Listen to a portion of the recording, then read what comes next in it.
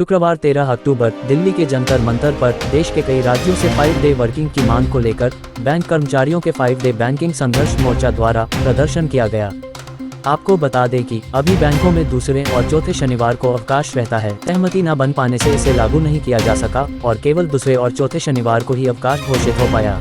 ये सीधा 5 days banking की डिमांड है और ये कोई एक यूनियन की नहीं है। हालांकि बैंकों में यूनाइटेड फोरम है, लेकिन बड़ी शर्म की बात है कि यूनाइटेड फोरम जो है इस मांग पे चुप है, जबकि यूनाइटेड फोरम और आईबीए के बीच फरवरी में इसके ऊपर सहमति बन चुकी है 5 डेज के लिए, लेकिन अभी तक उसको लागू नहीं करवा पा रहा है। तो इसलिए कर्मचारी आगे आए हैं बैंकों के, अलग अलग बैंकों से अलग अलग से, तो उन्होंने एक मोर्चा बनाया है और खुद अपनी लड़ाई लड़ने के लिए आज यहाँ पर उतरे हैं, ताकि एक सांकेतिक प्रदर्शन यहाँ कर रहे हैं। और उसका एक मेमोरेंडम भी डीएफएस को, डिपार्टमेंट ऑफ फाइनेंस सेक्रेटरी को दिया गया है कि जब वो सहमति हो चुकी है तो सहमति पर तुरंत जो है लागू क्यों नहीं किया जा रहा। उसके बाद देखेंगे कि अगर आईबीए कुछ स्टेप लेती है, नहीं तो अलग अलग प्रदेशों में ये मोर्चा जो है डेमोन्स्ट्रेशन करेगा और उसका प्रदर्शन करेगा।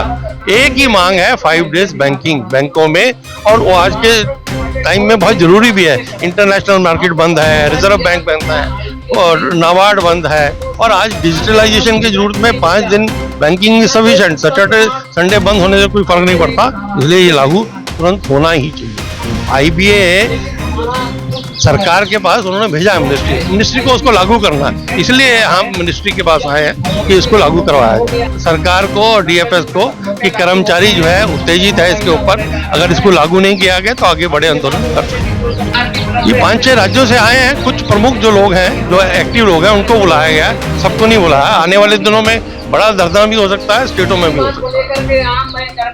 इस पर बैंक कर्मचारियों का कहना है कि अंतर्राष्ट्रीय बैंकिंग, रिजर्व बैंक, नाबार्ड और एलआईसी में भी 5 दिन का सप्ताह है। ऐसे में न सिर्फ कर्मचारियों की कार्य क्षमता बढ़ती है, बल्कि बैंकों के खर्चों में भी कमी आती है। पर्यावरण की दृष्टि से भी इसका लाभ होता है। वैसे भी आज के डिजिटल बैंकिंग के युग में शनिवार के अवकाश से कोई ज्यादा फर्क नहीं पड़ने वाला है।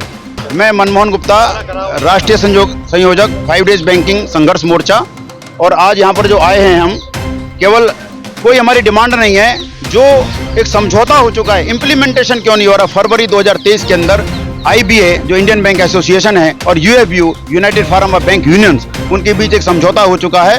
वह समझौता 6 महीने से पेंडिंग है, जो 10 दिन में लागू होना चाहिए था, वो नहीं होने दे रहे। इसलिए आम बैंक कर्मचारी खड़ा हुआ है और एक ही मांग है 5 डेज बैंकिंग, इसके अलावा हमारी दूसरी कोई मांग नहीं है। इसके बहुत सारे बेनिफिट है। सरकार की जो पॉलिसी है डिजिटलाइज इंडिया, जब बैंक बंद होता है लोग डिजिटल पे ज्यादा जाते हैं। दूसरा, 1 लाख से ऊपर ऑफिस हैं आज बैंक के, जिसमें 150 के करीब बड़े बड़े ऑफिस जो एचओ, आरओ और जेडओ हैं, उनके अंदर 28 दिन जब साल के अंदर बिजली बंद रहेगी, 28 दिन तक 9 लाख बैंक कर्मचारी जब बैंक नहीं जाए, पेट्रोल की बचत होगी, बिजली की बचत होगी, पर्यावरण की बचत होगी और डिजिटाइज होगा। सबसे बड़ी बात, जो प्रधानमंत्री जी का सपना है वह भी पूरा होगा।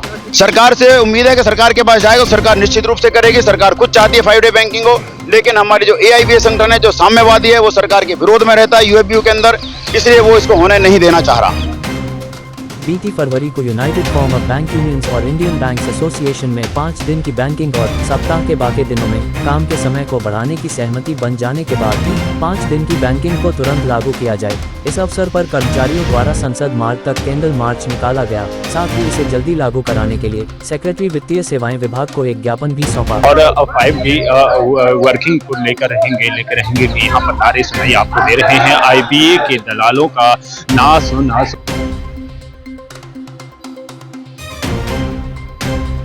प्राइम टाइम न्यूज हिंदी से अर्जुन सिंह की रिपोर्ट।